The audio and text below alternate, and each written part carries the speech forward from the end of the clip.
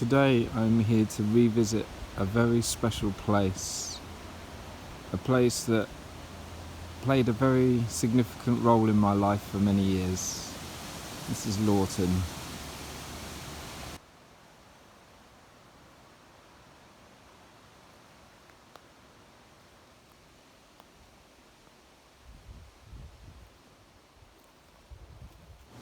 It was up and down this beautiful path my family and I would traipse at least once a year with all our camping gear loaded up onto buggies and wheelbarrows to do this 5 to 10 minute walk back up to where the cars were parked. And I remember the first time feeling that it was a very long way and that I somewhat resented having to carry my stuff so far. But then now, looking back, it was that 10-minute walk with all of our gear that enabled the stresses and the hurry of the city to fall away from us as we arrived into the woodland and adjusted to the pace of things as they unfold here, very slowly. We used to walk through this gap into the trees to discover our group of friends camped, tents dotted around this clearing, children very often playing up that tree, bell tents, all kinds of tents. Behind me is what was referred to as Mother Beach, a beautiful beach tree, usually hung out with rope swings. This was the place that was the focal point for our games of woodland frisbee and other woodland games that we loved. This is the first time I visited here in some years. There were beautiful pathways leading down through the trees, like here, which used to be lined with jam jars full of candles, which we turned into a ritual with the small children. I remember coming here with my little ones, lining the pathways with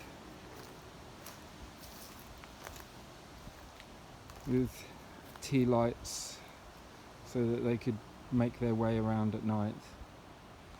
And this was the fire pit, always surrounded by tables and chairs, with a tarpaulin overhead usually, a kitchen over there,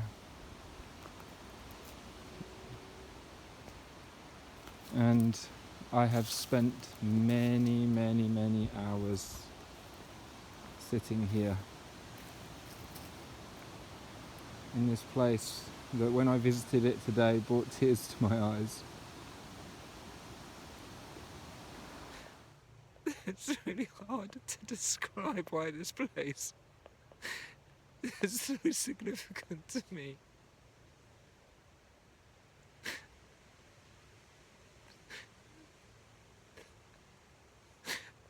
And why being here brings up such a feeling of loneliness.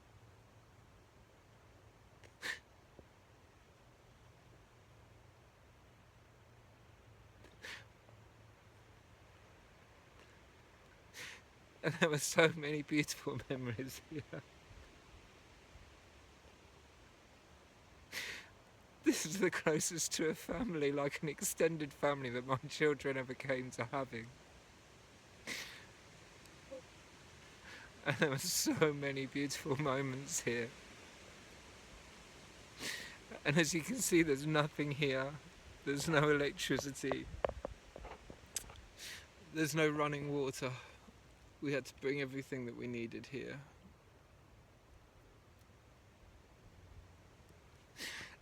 And it was in this place where there was nothing but trees and wind, rain and fire smoke, that we got to experience what it is to be raw humans without the normal toings and froings and the routines of civilized life.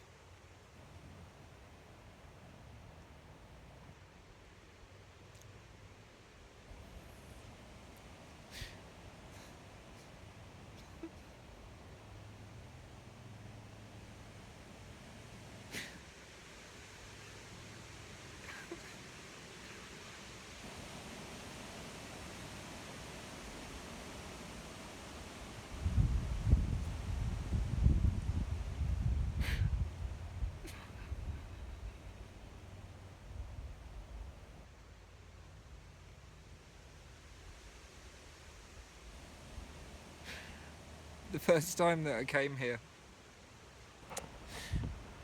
was after having been invited by the man who owned these woods for a while, or co-owned these woods, a chap called Stuart, for whom I will be forever deeply thankful.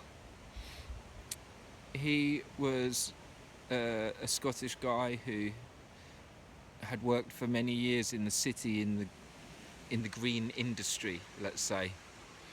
I think he was working for Greenpeace, and yet was very much divorced from nature. And leaving his work in the city, he came and invested in a small piece of woodland, and really had the strongest desire not just to open it up for his own enjoyment, but to share it with as many people as possible. And the first time I met Stuart was when he came to a family festival that I used to organise with another friend, and it was called Stenfest, Stag and Hen Festival.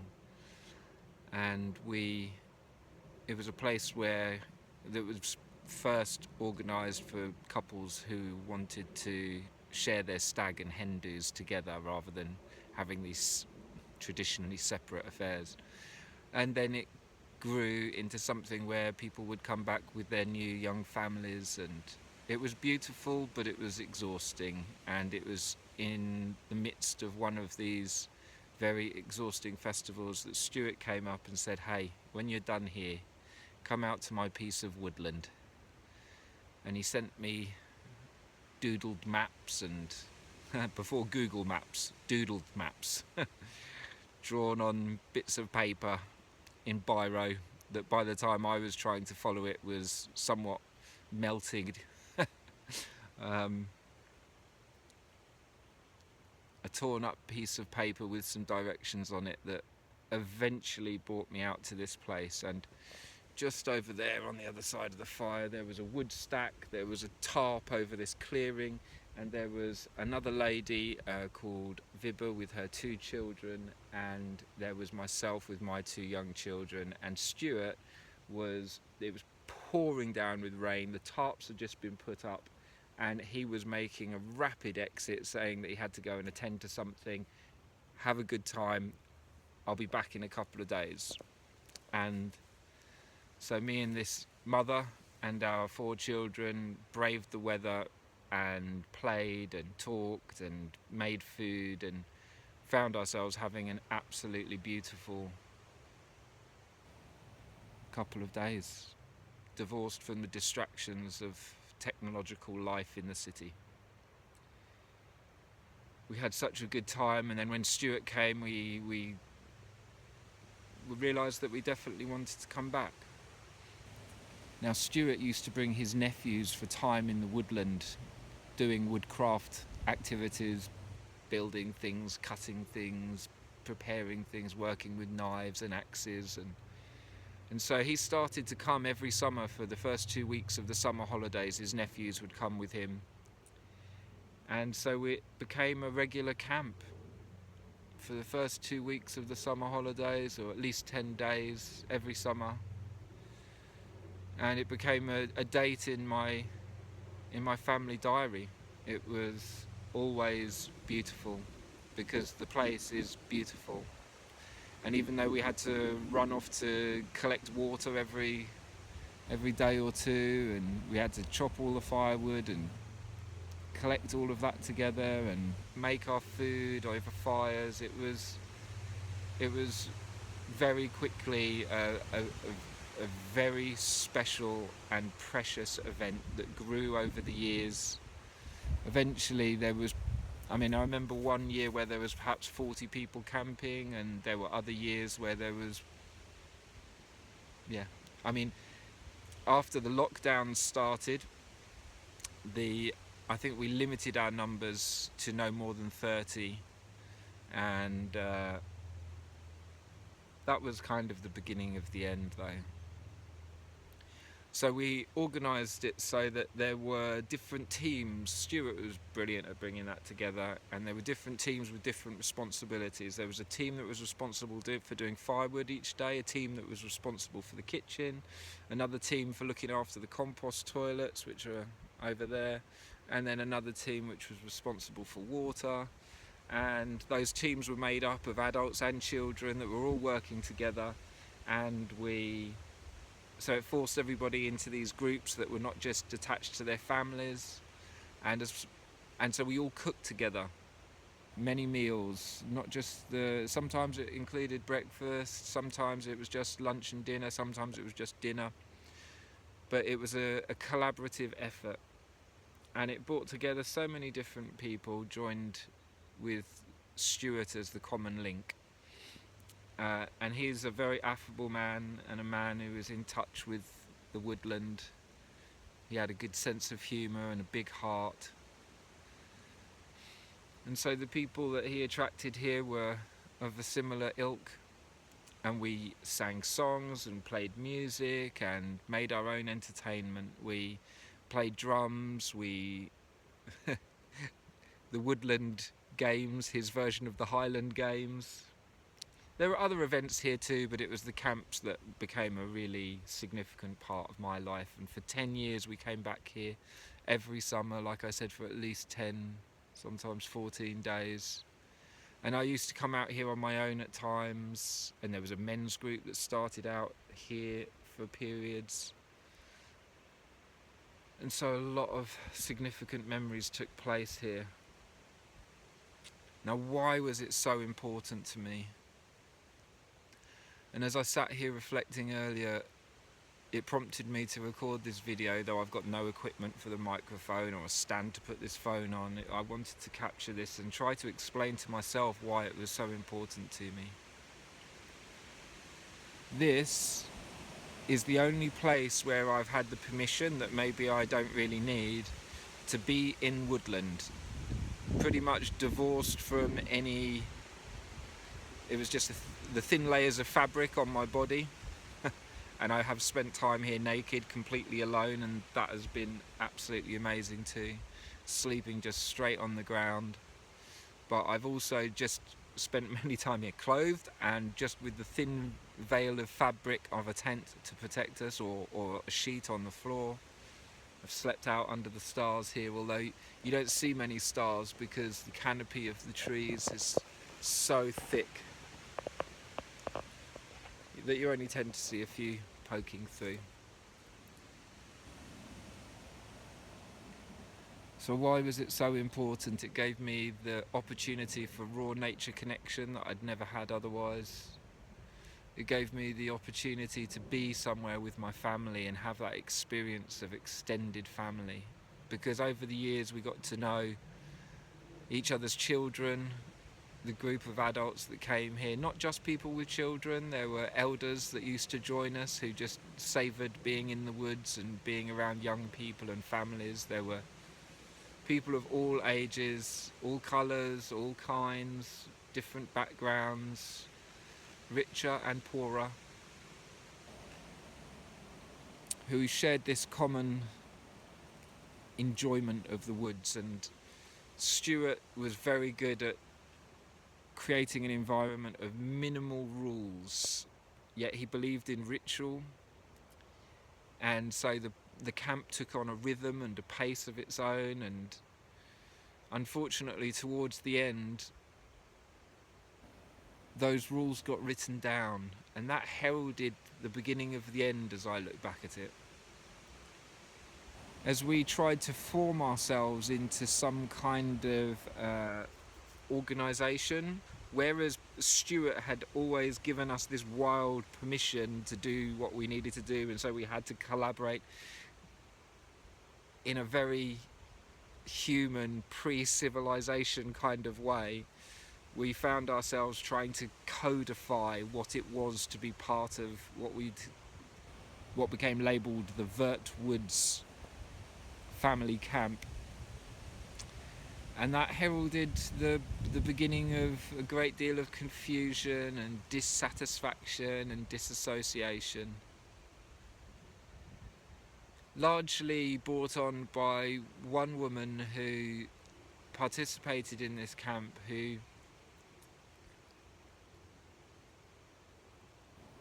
has been very much affected by the social change that is going on in modern civilization, by the subject of gender and the subject of patriarchy, and her wish for undermining the patriarchy at every step meant that she struggled with characters like Stuart and myself, who were trying to be benevolent patriarchs to the best of our ability, serving and protecting the camp, trying to keep it safe for everybody's enjoyment. You know, sometimes coming here, if the weather was inclement, it was hard work. There were single parents that used to come, and that meant that we would have to carry all of their stuff, the 5-10 minute walk in and out of the woods through massive puddles with broken buggies. We'd have to manage our own families and other people's families. We'd have to collect the water and the firewood, and, you know, do a whole lot of work that other people couldn't attend to. A single mother trying to tend to her children in the woods creates a lot of work that she cannot accomplish purely on her own, generally speaking. And so this woman was one of those who came to the camp because it served her needs, as we all do. But it became contentious with her at a certain point, and the woods and being here began to feel more and more complicated. And eventually, I mean, the lockdowns really drove a wedge between people, as they have done in many, many families. And yes, there were families here that were affected by that, where one partner chose to take the jab and another one didn't, and some believed more and some believed less, and some were worried and some weren't. And it led to enormous division, and whereby we had enjoyed beautiful years of cohesion, where we could have philosophical disagreements. It wasn't as if we were all like-minded people, all thinking the same. That was never the case. There was often enjoyable disagreements around the fire. But suddenly this presented a more acute divide over which it was hard to really bridge a peaceful accord amongst everyone. And there began to be threats from other external influences, and then finally Stuart came to sell the land so that he could move to another country for his retirement. And that signified the end of our time here. Now, when I was sitting by this fireplace earlier, I was crying tears, thinking of how close we had come. Not just how close we'd come, because there had been that oasis of extended family, and a sense of tribe.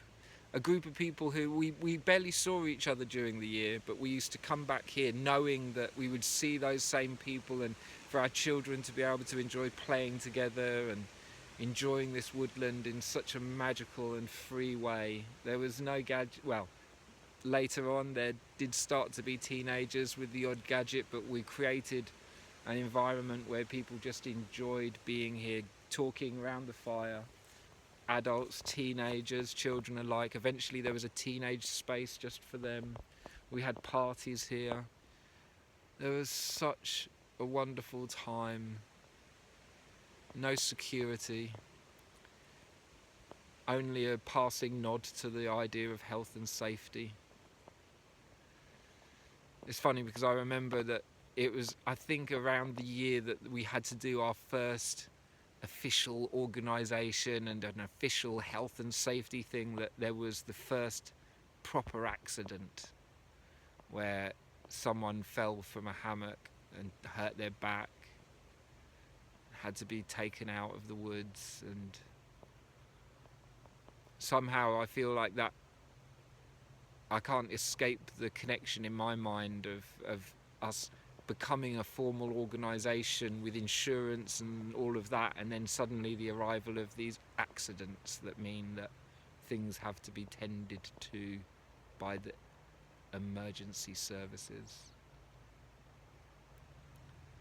And slowly this little oasis of wild woods became infiltrated by the need for paperwork, by the need for rules and regulations and policies, and so even out here in this godforsaken corner of wild woodland, relatively wild woodland in East Sussex, the world began to infiltrate with its opinions and its dogmatisms and its technologies, and this little window into what life could be like, the simplicity of life amongst the trees, the simplicity of life amongst a small group of familiar friends who shared common needs of water, fire, shelter, food, and how in attending to those needs deep bonds were forged, or what seemed like very deep bonds at that time.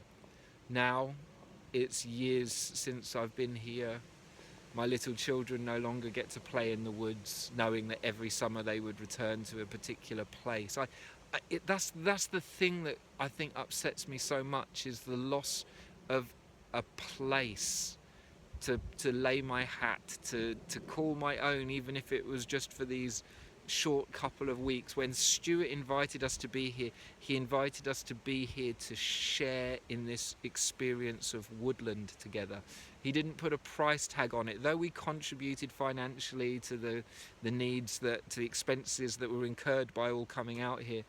There wasn't a price tag on it until right at the very end. There wasn't a demand for our names and addresses to be put into a digital file as we purchased our tickets for them to be sent to us. There wasn't a requirement for... He opened this woodland for us all to benefit from. And it's funny because as I come here today, it's really clear that nobody is enjoying this fire pit any longer. That nobody's cooking in what was once the kitchen, that the compost toilets are boarded up over there, and none of that this place isn't being enjoyed by others in the way that it once was.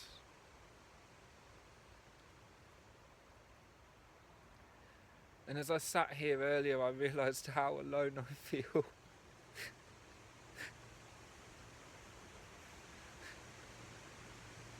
You know, my parents, when they grew up in a town where their aunts and uncles and grandparents, that, you know, all lived within a very, very small perimeter. And perhaps not all of them, you know, families had started to spread out by that point, but my parents grew up and their aunts and uncles lived in the same village, basically, or at least within the same county. And when my parents, in their desire for their children, my brothers and sisters and I, to grow up and expand and to go off into the world, they always held the viewpoint that they wanted us to go to university, to be able to make our own way into the world, to start our families in different places, and to explore what it is to be human beings, go to new places. They always had, my mum always said that she had children in order for us to fly from the nest and to take off into the world. And they're wonderful sentiments, but I feel that I've been able to see the very deep cost to families in that desire for progression. It's like there's no place for me. Just recently my family home, after my dad died, our family home was sold, and I don't have a place in this world anymore where I can go and say that, oh, I'm home. I live in rented property with my family, and we could be evicted at any moment. I live there's no family home. There's not even a piece of woodland that I can imagine I could escape to if everything went to shit out there in civilization. That's what this place began to mean to me. There was always a sense that, God, if everything goes really mental, this is a place that we would be able to find a group of friends and start making our way out here. There's this man Stephen Jenkinson, whose school is called Orphan Wisdom, and I feel that sense of orphanhood. Born to a culture without a place where we've lived for thousands of years with a sense that that's where my ancestors are, over there. That's that hill, that's where they're all buried. We don't have that any longer. It used to be that we'd go, look, that's where my home is, and that's where my village is, and that's where the people I know are from. But we don't have that anymore. The vast majority of us live in these cities, isolated from our neighbours, isolated from even... We may have friends in the city, but they live a bus ride away and a 20-minute walk away in that direction, and there's no community centre where we can freely gather. There's a price tag attached to absolutely everything and every place we want to meet and go. Most of the community centres in the town that I've spent most of my life, Brighton, have been sold off to be turned into flats, leaving what was a little neighbourhood bereft of a place for the youth to gather, for the children to gather, for the mothers to gather, for the elderly to gather, unless they want to go to a pub and pay £10 a pint, or they want to go to a cafe and spend £5 on a cup of milky coffee, or we've put price tags on everything. And so my children haven't grown up with a sense that my cousins live just down the road there, and there's my aunt and uncle, and there's my granddad, that their grandparents live a 3-hour drive away. Their aunts and uncles and their cousins, they've seen a handful of time in the course of a lifetime. They've never had a neighbour just next door with children that they can go and play with. I mean, for short periods, until we have to move from a property into another property, and all those neighbourhood connections are lost and have to be rebuilt again from scratch. I've been through that process so many times. In 30 years of living in Brighton, I had 40 different addresses.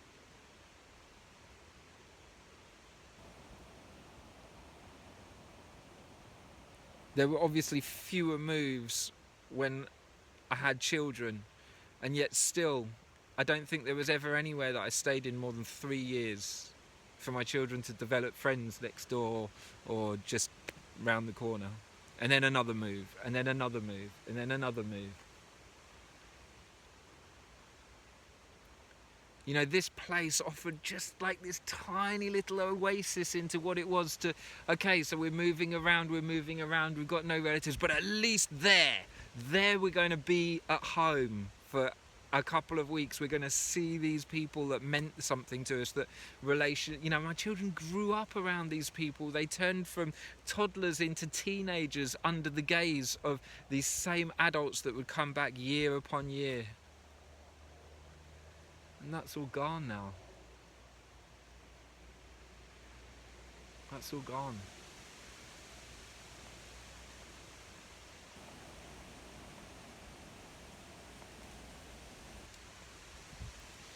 Oh my god, the time I have spent lying on the ground here with the wind blasting through the tops of the trees. I don't know how much wind noise is on this camera today.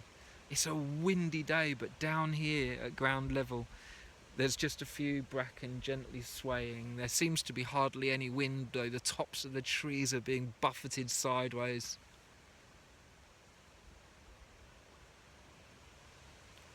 Such a magical place. We would see deer as we walked in and out up the path,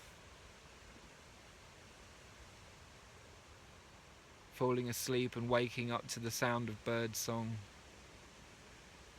Only in the distance would you sometimes hear a plane or motorbikes on a Sunday burning up the country roads, but they're still a way away. Just such an incredible sense of peace to envelop you for the time that you spent here. Now, I've spent so much in my life more or less consciously seeking a sense of tribe, seeking a sense of people, seeking a sense of community. Oh my God, when I first discovered that word community, it just seemed to like open this aching void inside myself. And I've never managed to fill it, and I doubt that I ever will in this world as it is currently, where every piece of land is protected by a price tag, where there is no right to be that's inherent in modern civilization. There is no right to stand upon this land. This is the land from which I cannot be moved. The United Nations Charter on Indigenous Peoples doesn't even begin to offer protection to any indigenous tribe on this planet, let alone me, indigenous to these British Isles. That's where my family comes from. This is where I was born out of the dust of this country, out of my mother's womb, and her mother and her mother and her mother had lived in the British Isles as long as we can trace back. And yet I don't have a right to be here or put up a shelter or to even come and spend... Any minute now, the chap that currently owns this woodland could walk from over there. I spotted him earlier, and if he comes over, I can imagine the questioning. What are you doing here?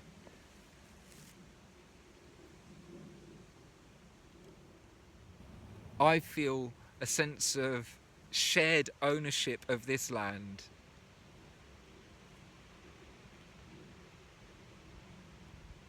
Surely it's my human right of self-determination to be able to enjoy this piece of woodland as long as I don't harm anybody else. And yet someone could walk along here and tell me, "Nah, time to go, you better fuck off, mate."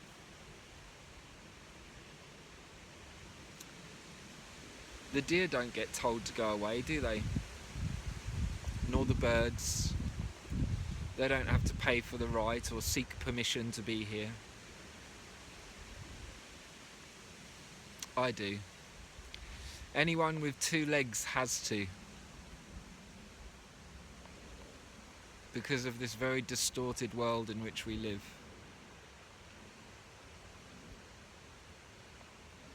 There was a wedding that happened here once. I didn't attend it. That was when I think they first coined the term of Mother Beach, which is over there, and there's another big beech tree in the woods over there. And there was one time I performed my own kind of ritual with the woman who is now my wife. And that was another significant and very magic moment that occurred for me out here. And there have been many, but the final one that's really on my mind occurred in another neighbouring bit of woodland.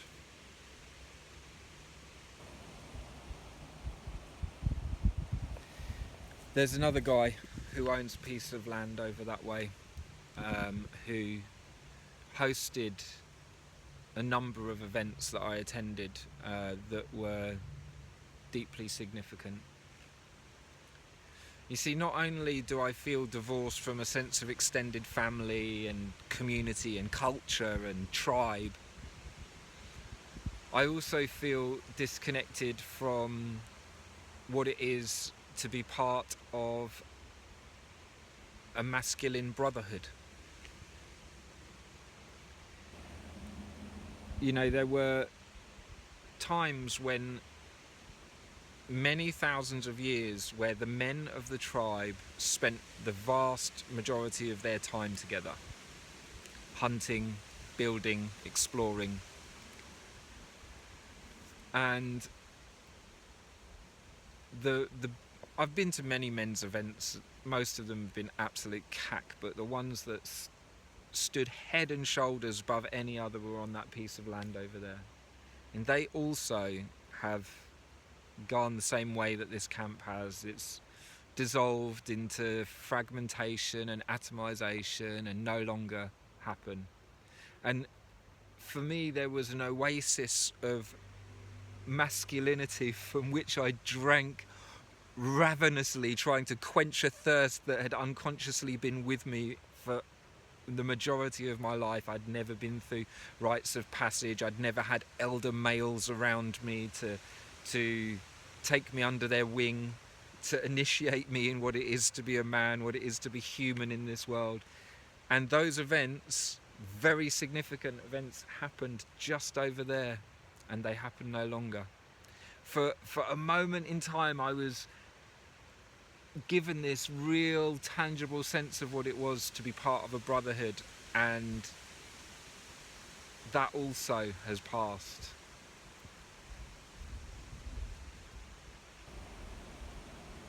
It's no wonder that this piece of woodland elicits from me such a sense of grieving, of mourning what was for a moment and has gone. These woods were where I found myself in family with my children, where I found myself in a brotherhood with other men, where I found myself in connection with nature. Now, nature is always there for me. The presence of God, for want of a better word, is always around us, and the natural world is seeking for us to pay attention to it at all times, in all places.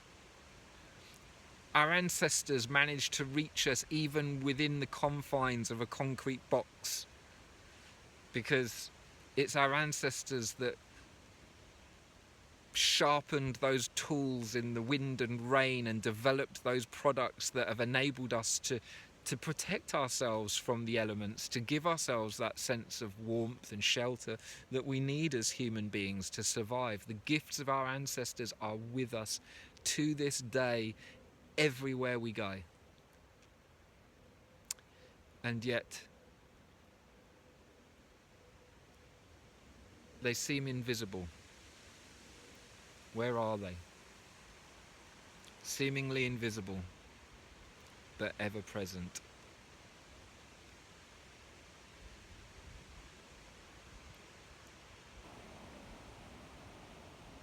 When I came here today and sat at this fireplace and cried and went to visit this other place, I was thinking, God, if anybody stops me, I don't know what they're going to meet. I'm going to be a blubbering mess. And I left without any kind of significant ritual, without any kind of closure, without doing anything to signify the end of this time here in Laughton. And not encountering a single person left me, as I was leaving, thinking I've got to do something to commemorate this space, to seal it in some way, and that's kind of what I hope I'm doing here. One further event happened for me over there in those other woods, the same woods, just divided by one of those stupid notional barriers that we have between us. A line that somebody calls a boundary, separating two bits of woodland that are in their deepest sense just one. And it was on that piece of woodland over there that I had a psychedelic experience where I felt the presence of the divine mystery in such a visceral manner. I spent a good amount of time running naked through the woods, filled with a force like I have never felt before or since. This ground here, which I find difficult to walk upon with bare feet, became... I was stomping through the undergrowth, full of thorns and holly and prickles and sticks, and I felt nothing. And the next day was not bearing a single scratch on my feet or my lower legs. And during the course of this couple of hours of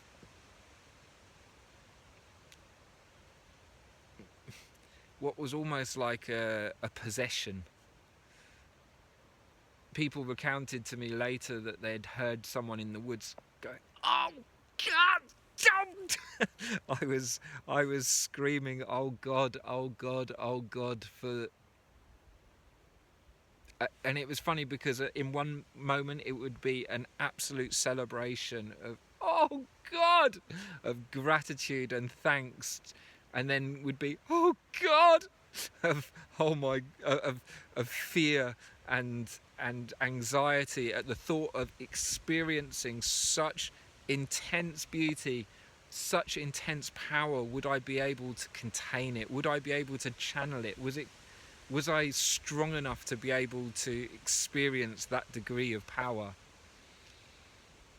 I really got the sense in that moment of what it would have been to have been one of the disciples of Jesus. Whether or not Jesus was a man of historical fact, there's no doubt that the disciples, the apostles, spread this word around the world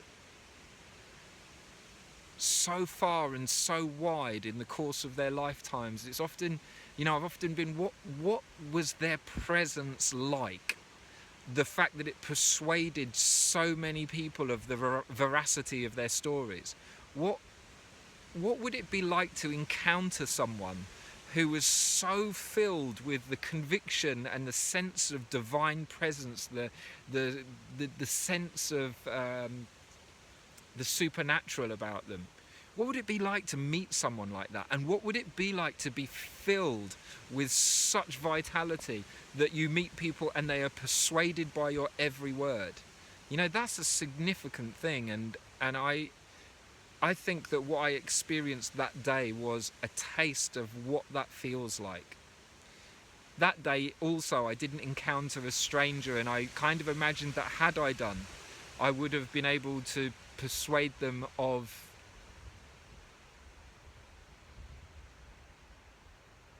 the fullest potential of what is possible for us human beings.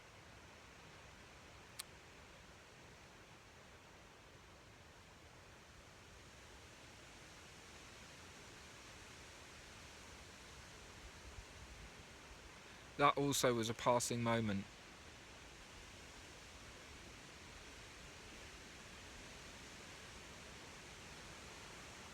One of the most beautiful and one of the most painful.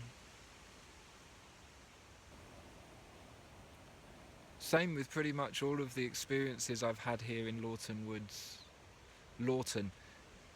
Written Laughton. And laughing is something that I've been commonly known for. The volume, the sound, the resonance, the shape of my laugh. And this is where I came to Laughtown to experience some of the most beautiful highs of my life, witnessing my family growing here, sharing love with my partner, experiencing a taste of what masculine alliance can be like, a taste of what the God force, what the full presence of divine mystery can feel like, what it feels like to lie on the ground unprotected, looking up through the canopy at the sky above, in daylight, at night, sitting, singing, dancing round a fire. These things that have been natural to us as human beings for thousands of years, but yet are almost unknown in our modern world. And now, as I prepare to leave, I feel like I need to kick the dust into this fire. There are a few logs there on that fireplace. Clearly someone has had a fire here in the not too distant past. But this is my closing ceremony. And this signifies my departure from these woods. It's time for me to move on. I need a sense of place in my life. I need an address. I need a community. I need an extended family if I'm going to be a happy and healed human being. I can't live with this isolation and with this atomization that is brought on by a world that has a price tag attached to absolutely everything. I can't do it any longer.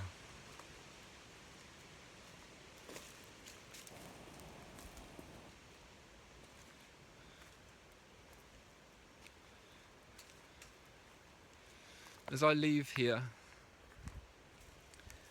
I'm going to just do a time lapse up the path. Oh my God, the laughter that we had here around this tree, playing woodland frisbee, oh my goodness. There's still the remnants of a rope swing up there.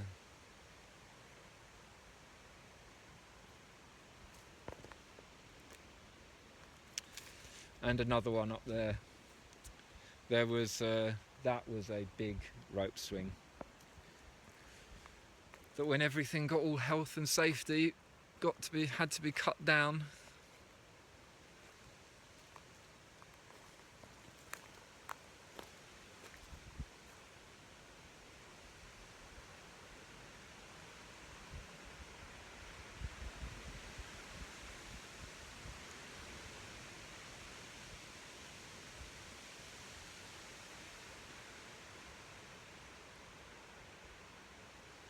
I don't know if this film is just for me.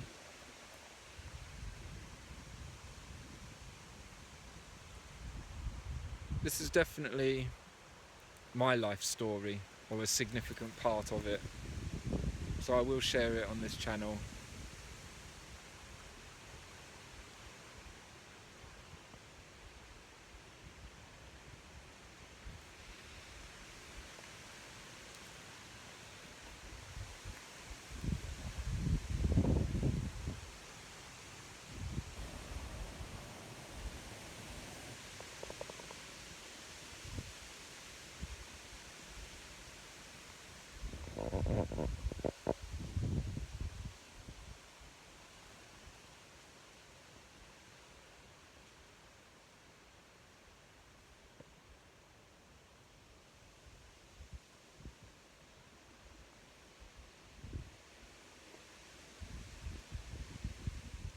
So much fun has been had in this woodland, so much beauty.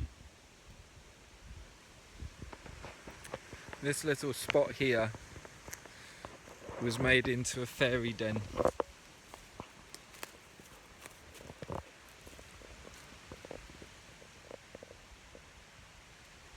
Right now, it just seems like a root system of a falling down tree. Here are more of the paths that were adorned with tea lights as the children wandered their way around here in the dark.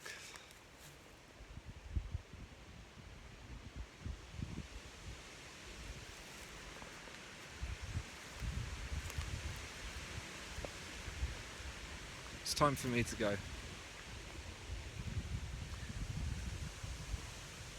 If you have listened to me, I hope you've got something out of this. I certainly have. At least now I feel like I'm walking off with some sense of a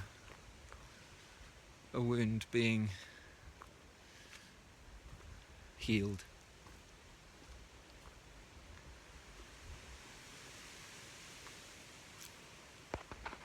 Back off up the pathway, back to civilization. Sending love to one and all.